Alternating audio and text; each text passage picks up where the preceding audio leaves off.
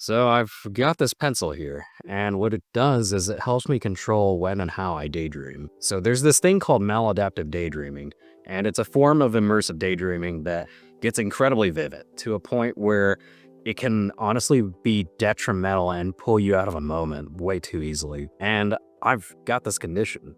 And I was curious if any of you deal with it as well. So the reason I wanted to talk about this is because it's such an important part of my life. And essentially, this pencil, what it does is it sort of acts as an anchor to real life for me. I'm a super twitchy person, so if you combine that with a hyper vivid imagination, it isn't exactly a good formula to getting stuff done.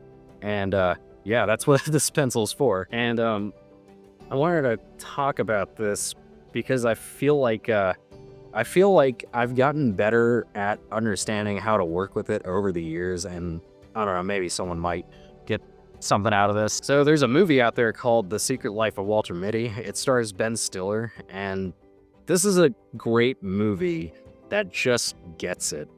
And it's about this guy who is essentially stuck in a fairly mundane life, and he really wants to go on all these adventures and stuff, but he's stuck daydreaming and stuck contained. And I watched and I was like, oh my god, that's me. But here's the thing. Walter, the main character, eventually realizes that instead of living in his head, he can start living out his daydreams and making real life the dream in a sense. And I sort of started doing that as well. So this is something I've been dealing with since I was a kid. And I remember my parents thought it was incredibly weird how I used to play with toys, because it wasn't just like I had two action figures and they would fight one another. It was, I'd have one toy. I had this one Spider-Man toy. Essentially, I would, play with this toy and, make sound effects and stuff. And with this toy, I kind of curated all my dreams. So like this was my very first anchor or totem or whatever you want to call it. And they told me it was weird, and they told me to stop doing it.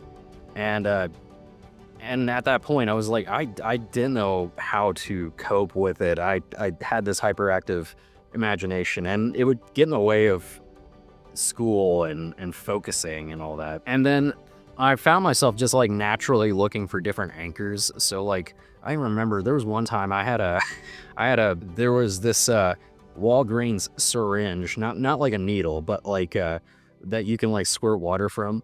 And for a bit when I was like looking for a totem, this was it. So like I remember I would wave this around, and like it really helped me regulate my dreams. As I got older, I realized that different objects have different weightage, and different weightage helps regulate how I dream or when I dream. And so with this pencil and certain pencils of this particular weight and whatnot, so you'll notice my pencil's unsharpened.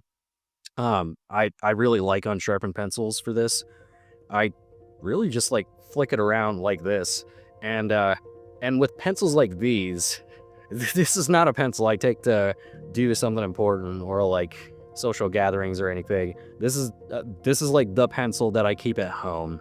So like when I'm doing this, I'm essentially writing stuff in my head and like just living out the dream and just like surrendering to it.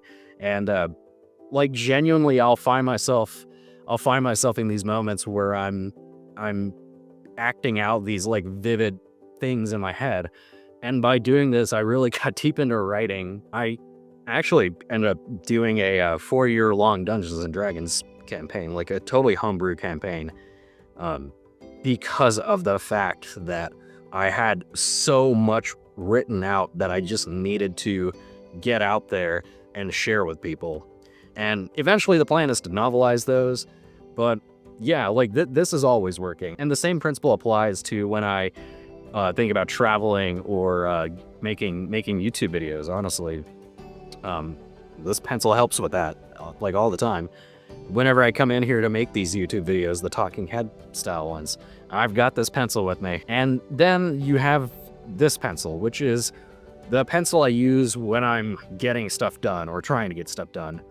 Essentially, the reason I picked this one is it has a satisfying weight to it, and The nice thing about this pencil is that it's satisfying in its own in a strangely weird way. Like, it still acts as an anchor to reality, but it doesn't take me off into a dream. So like, this is not the pencil I use, when I'm at home and just like idly flicking around. My coworkers will notice, for example, I'm always walking around with a pencil like this. I will be in meetings, I will leave meetings, and I'll still have a pencil, and I'll still be flicking this pencil around, or I'll be working at my desk, I'll have a pencil in the other hand. And that's how I stay anchored to reality. And it's really neat because it's turned into a multifaceted thing. One, it keeps me from being too terribly scatterbrained when I need to focus.